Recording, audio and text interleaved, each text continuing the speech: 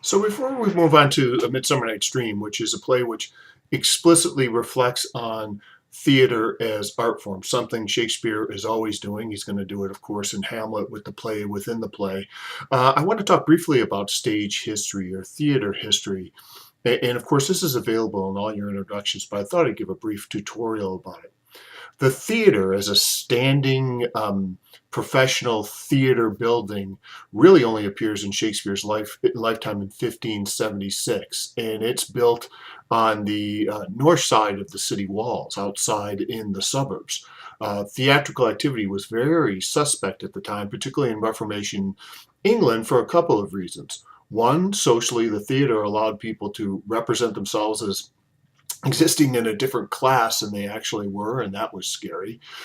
Two, theater always involves an overt eroticism, which is, the idea of watching two lovers on stage was considered too titillating for the sort of city fathers to take place inside the city, and that's one of the reasons, of course, women weren't allowed to act. All the female parts were played by boy actors, something we'll talk a bit about more too. And three, religiously, we're in the middle of the Reformation, and a critical tenet of the Reformation was that you cannot represent God, you cannot represent the divine. This was counter to the Catholic tradition, which deeply embraced all kinds of representations of the divine, from the great churches, the great cathedrals of Europe, to great paintings, statues, the pageantry of the Catholic liturgy. All these things became suspect with the Reformation, which put such an emphasis not on outer forms or outer shows like this, which were considered stagecraft, but on individual faith. So any kind of visual, stunning activity related to religion was verboten, forbidden, certainly frowned upon. This is important for the theater because before Shakespeare's lifetime, or actually while he was a child, the main form of theatrical activity were, again, the English cycle plays or religious plays, which staged events in the Bible. This was not a professional kind of theatrical activity. These were community productions that were put on at various times of the year following the liturgical calendar.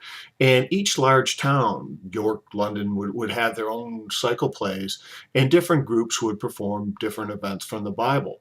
But because that kind of theatrical activity tried to represent religion, sometimes Christ or God directly, as the Reformation progressed, the cycle plays were shut down, even though they were an incredibly popular form of activity. They were considered idolatrous, a worshiping of idols. So theater had to be what we would understand as secular, and that's why the sort of modern professional theater gets really born about this time in the 1570s.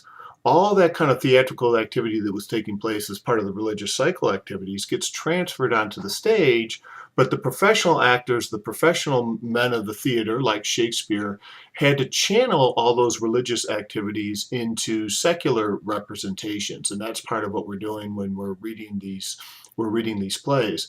So what I want you to see is kind of a rise and fall of theater tradition. As the cycle plays were shut down, the professional, what we would call representational theater, increased and grew in popularity, so that you didn't just have the theater, you had Blackfriars and other uh,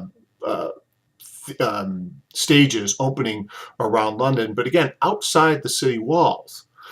Which brings me to another sort of feature of the theater, which is we tend to think in our modern 20th century American sense that everything nice and bucolic and crime-free takes place in the suburbs, whereas in early modern England, like most of early modern Europe, the quiet, police, bucolic place was in the city.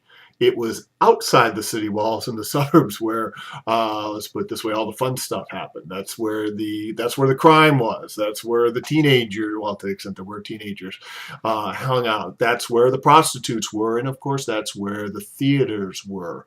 It was outside the city policing. so that we have to switch around our geographic imaginary to understand Shakespeare's world and why the standing theaters were placed where they were. First north of the city, outside the city walls, and then when the Globe was constructed in 1598, 1599, on the other side of the Thames, also outside the city wall. And it's the Globe that Shakespeare is most frequently associated with. This is a open air theater, just a barrel, sort of thatch roof over the stage.